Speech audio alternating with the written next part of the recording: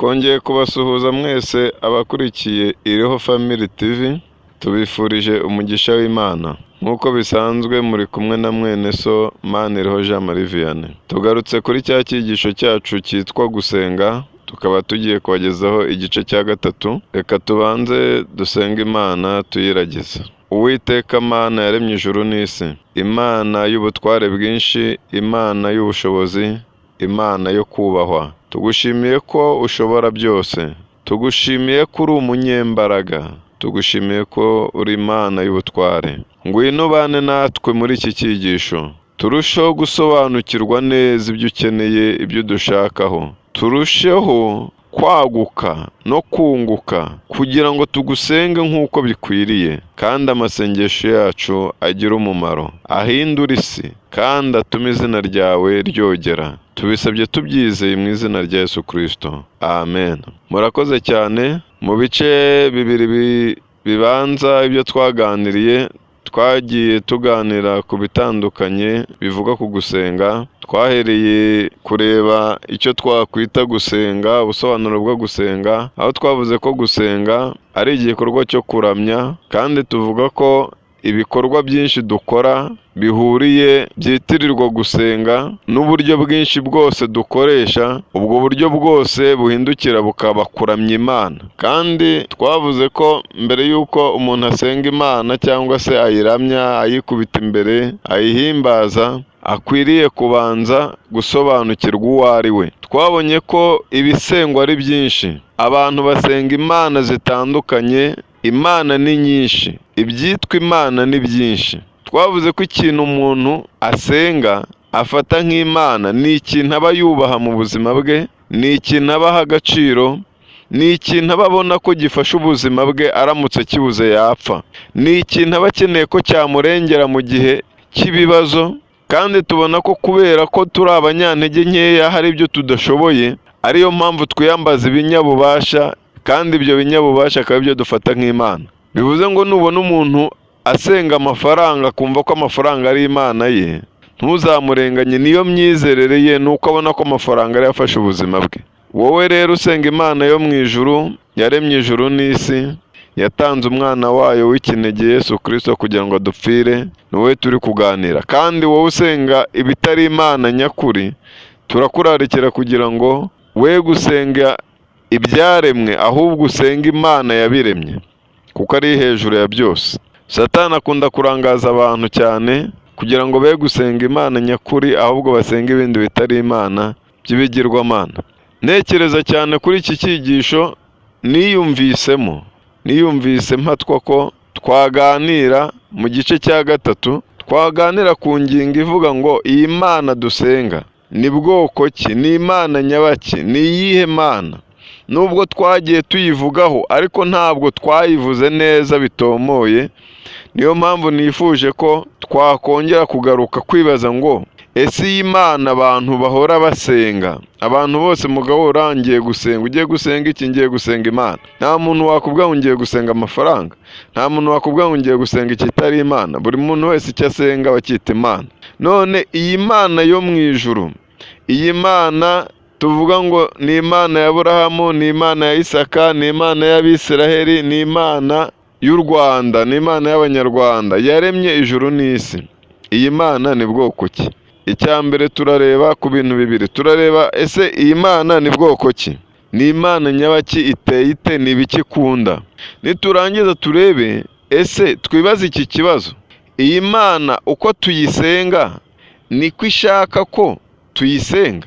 Uburyo nyisengamo nibwo buryo bukwiriye bwo kuyisengamo? Kubera ko impamvu yo kwibaza iki kibazo, maze iminsi mbitekereza, nkibaza se abantu hafi ya twese turasenga. Bamwe basengera mu butayu, abandi basengera mu buvumo, abandi bajya mu mazi, abandi baguma mu nsengero. Abantu bayisenga mu buryo butandukanye, ariko se iyi mana uku kuntu tuyisenga niko ishaka ko tuyisenga? Bamwe bakunda gusenga biyirije ubusa, baretse kurya ndetse no kuryama. Abandi bagafata urugendo bakajya ku musozi, bagatanga amafaranga, amatike. Umuntu ashobora gutegesha ibihumbi 5 cyangwa 10 cyangwa 2, ashobora no gusiga mu rugo batariye, agafata 2,000 akavuga ati ngiye gusenga, ngiye kuyibaza. Ariko se ibyo ni byo Imana ishaka? Ese niba ubona usenze umwaka wose ukaba utarasubizwa, uko uyisenga niko ishaka kuyisenga? Nicyo kibazo tugiye kwibaza tukakiganiraho. Reka dusome ijambo ry'Imana mu rwandiko intumwa Petero yanditse rwa mbere, igice cyaho cya mbere, turahera ku murongo wa 13. Tugiye kureba kuri bya bintu bibiri twavuze, imiterere y'Imana, kugira ngo dusobanukirwe Imana dusenga iyo ari yo. Turi buvuge kuri kamere ebyiri gusa z'Imana, kuko Imana ni ngari, ntabwo twayivuga muri uyu mwanya mutoya ngo tuyirangize, ariko tugiye kuvuga kuri kamere ebyiri gusa z'Imana. Kamere ya mbere tugiye kuvugaho ni kamere ivuga kwera kw'Imana. Dusome urwandiko rwa mbere rwa Petero, igice cya mbere, umurongo duhere ku wa 13.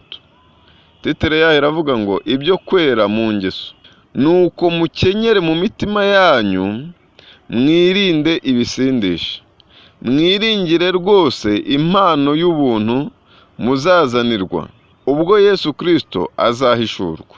Mube nk'abana bumvira, ntimwishushanye n'irari mwagiraga kera mukiri injiji, ahubwo nk'uko wabahamagaye ari uwera, abe ariko namwe mubabera mu ngeso zanyu zose. Kuko byanditswe ngo muzababera kuko ndi uwera. Haleluya!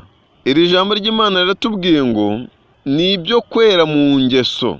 Twavuze ngo tugiye kureba iyi Mana imiterere yayo ni iyihe. Hano ku murongo wa 16 baravuze ngo kuko byanditswe ngo muzabe abera kuko ndi uwera. Muri kamere y'Imana, Imana irera. Rero wowe muntu usenga Imana, banza umenye ngo iyi Mana usenga ni Imana bwoko ki. Iyi ni Imana yera. Ikeneye ko wowe uyisenga, wowe uyivuga.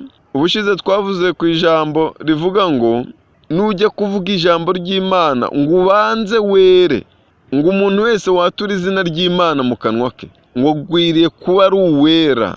Hano rero ngo nk'uko wabahamagaye ari uwera, ngo abe ariko namwe mwera mubabera mu ngeso zanyu zose, ngo ntimukishushanye n'irari mwagiraga kera. Dufite abantu basenga ugasanga rwose yitwa umunyamasengesho, ariko wareba ingeso ze, imivugire ye, imibanire ye n'abandi, ugasanga ni umuntu utari uwera.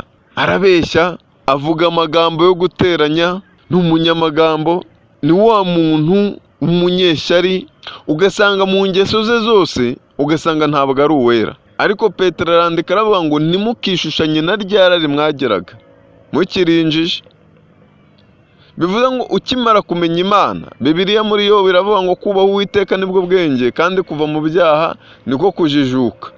Bivuga ngo iyo umuntu akishushanya n'irari yagiraga, agikora ibyaha yakoraga kera, bivuga ngo abatarajijuka.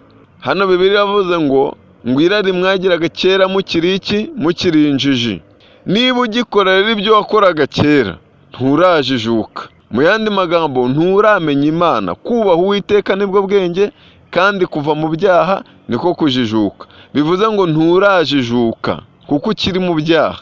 Niba utarahinduka, kandi Yesu yabwiye Nikodemo aramubwira ngo nta muntu uzabona ubwami bw'Imana atarabyawe ubwa kabiri. Niba utaremerera kuva mu bujiji, niba utaremera kuva mu byaha, ukaba ukiba, ukaba ukigira ishyari, ukaba ugifite inzangano mu mutima wawe, aka kanya ukaba uri kunyumva ariko ukumva hari umuntu wanga, ukaba kubabarira umuntu waguhemukiye byarakunaniye, uracyari injiji.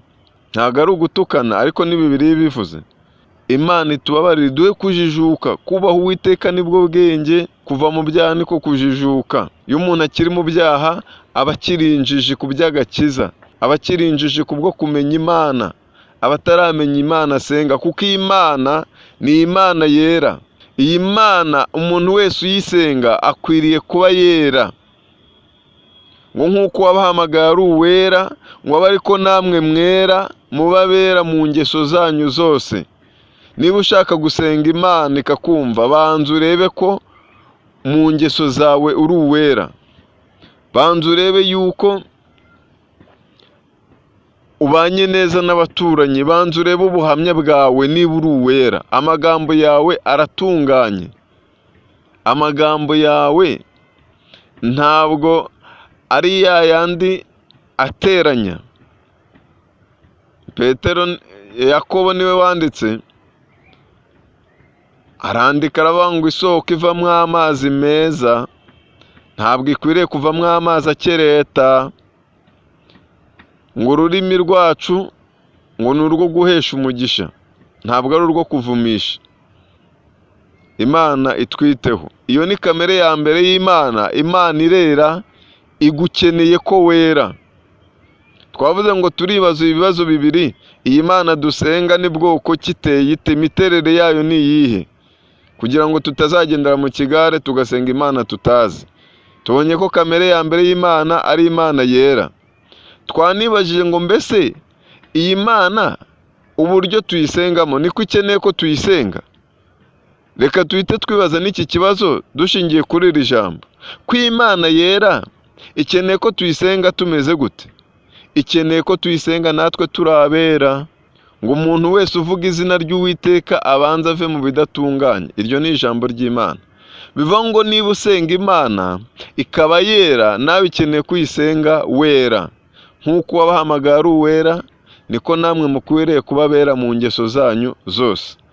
Iyo ni kamere ya mbere y'Imana, kandi muri iyi kamere tubonye ko iki Imana idushaka ari iki. Imana irera, ikeneye ko natwe tuba bera mu ngeso zacu zose. Turebe indi kamere ya kabiri y'Imana. Iyi Mana dusenga twizera ni Imana ishobora byose. Reka twifashije ijambo ry'Imana naryo. Itangiriro ibice 17 umurongo wa mbere. Aburahamu amaze imyaka 99 avutse, Uwiteka aramubonekera aramubwira ati, ni njye Mana ishobora byose, ujye ugendera imbere yanjye kandi utungane rwose. Amen. Ahangaha kamere ya kabiri twari tugiye kuvugaho iravuga ngo Imana ishobora byose. Imana imaze guhamagara Aburahamu yaramwibwiye, iramubwira ngo ni njye Mana ishobora byose, ujye ugenda imbere yanjye utunganye. Muri kamere y'Imana, Imana ishobora byose, ni Imana y'inyabubasha. Iyo tuvuze ko Imana ishobora byose, tuba tuvuze ko nta kintu na kimwe kibaho kinanira. Abasenga muzi neza ko yarinze Saduraka na Meshaki na Abedenego mu muriro mu buryo bw'ibitangaza. Umwami Nebukadinezari yabona ko bidashoboka ko birangiye, ariko ngo arabatinyisha. Ariko bo kuko bizeye Imana kandi bazi ko ishobora byose, Imana irabarokora. Iyo tuvuze ngo ibintu n'ibitangaza, ni uko tuba tubona ko ari ibintu bidashoboka, ariko ibyo twe tubona nk'ibitangaza nibyo Imana ishobora. Ibyo ubona ko bitashoboka mu buzima bwawe, Imana irabishoboye, yizere. Muri kamere y'Imana yuko Imana ishobora byose, idukeneyemo ko twebwe tuyizera. Yabwiye Aburahamu ngo ndi Imana ishobora byose. Aburahamu amateka tubwira yuko ngo atari yarigeze abyara kandi ngo yari akuze. Imana iramubwira ngo ndi Imana ishobora byose, nyizera. Bibiliya iratubwira ngo Sara ntabwo yari akijya mu mihango y'abakobwa, yari yarageze igihe cyo kwizera ko kubyara bitagishoboka. Ariko Imana ibwira Aburahamu ngo nzaguha urubyaro. Aburahamu yabyaye amaze imyaka 100, Sara abyara afite imyaka muri za 90.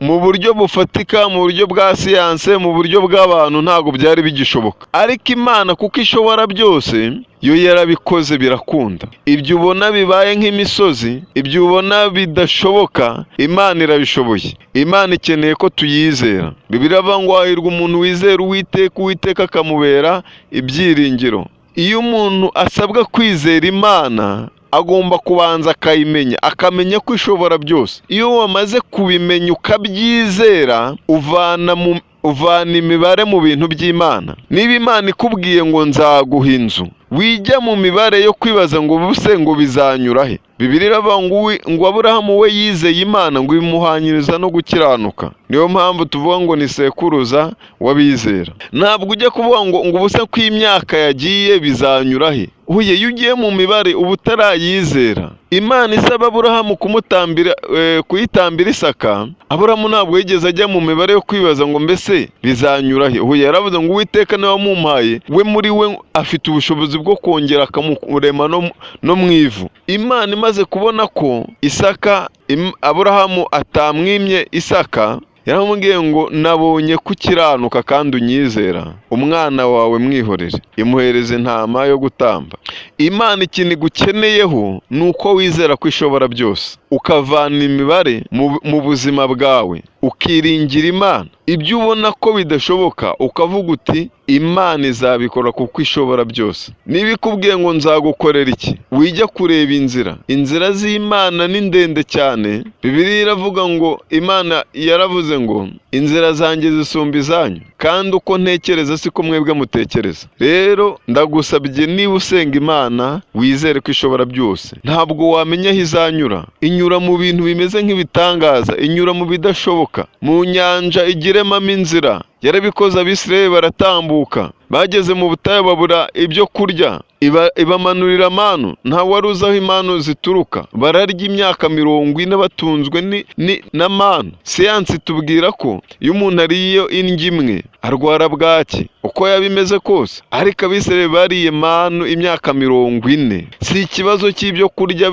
bisa nabi. Mu bushobozi bw'Imana yizere. Ibyo biryo ubona bidashamaje, niba ari iby'Imana iguhaye, yizere mu bushobozi bwayo yabihindura iby'igitangaza bikagutunga kandi ukagira ubuzima bwiza. Daniel na bagenzi be ngo bahawe ibyo kurya ngo byaterekeshejwe byiza by'ibwami, ngo ariko ngo barabyanga kubera ko cyari kizira. Ngo bizera Imana, ngo babwira umutware wari ubashinzwe, amubwira ati twebwe ujye utwihera ibishyimbo n'amazi yabyo. Ngo barabirya mu minsi 10 barya ibishyimbo n'amazi, abandi barya ibiryo byiza. Ngo ariko ngo babashyize imbere, ngo basanga ngo nibo bafite ubuzima bwiza. Barakomeza biri. Wikwiyanduza, Imana ishobora byose. Wikwiyandurisha ibyo kurya by'ibwami, wikwiyandurisha ibihumanya ubugingo, ngo wumve ko uzabona akazi ari uko ukoze amanyanga, ari uko ukoze ibyaha. Ngo wumve ko uzatera imbere ari uko ukoze ibyaha, ari uko wibye.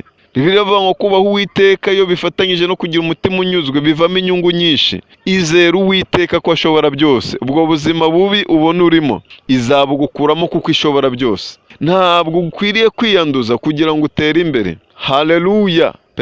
Ntabwo ukeneye gukora ibyaha kugira ngo ugire ubuzima bwiza. Izera Imana ko ishobora byose. Nikigukeneyeho. Wowe usenga ukwiriye kuyisenga wizeye ko ishobora byose, izakugirira neza. Wowe ukeneye akazi, ntabwo ukeneye gutanga ruswa, ntukeneye gukora amanyanga kugira ngo ubone akazi. Ukwiriye kwizera Imana ko ishobora byose, Imana izakugirira neza. Ibyo uzageraho byose wakiraniwe, ntabwo Imana izaboneramo icyubahiro, kandi si ikigukeneyeho. Niba warayimenye, yizere, wizere ko ishobora byose, nayo izakugirira neza. Daniel amaze kuyihamya neza, yanze gukora ibyaha, ngo Imana yamuhaye isumbwe, agirwa igisonga cya 3 cyungirije umwami. Ese amaze guhabwa iri kuzo hari ikintu yari agikennye? Ariko kubera ko yanyuze mu bikomeye, ahamya Imana, yihamya neza.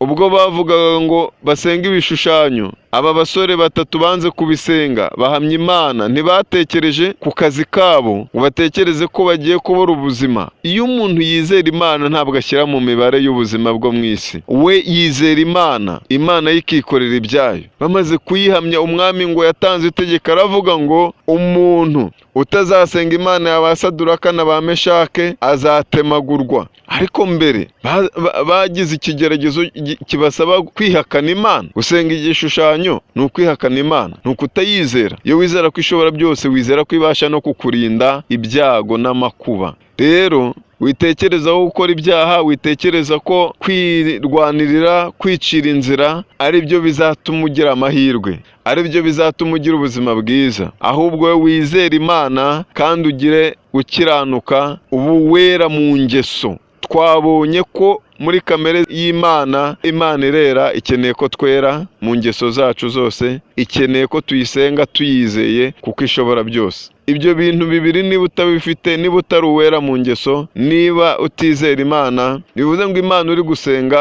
ntabwo uri kuyisenga mu buryo bukwiriye, kandi ntacyo bizakumarira, ntizakumva. Imana itugirire neza kandi Imana idufashe. Nshoje mbasabira kugira ngo Imana yumve amasengesho yanyu mwese. Imana ibahe umugisha. Shalom shalom.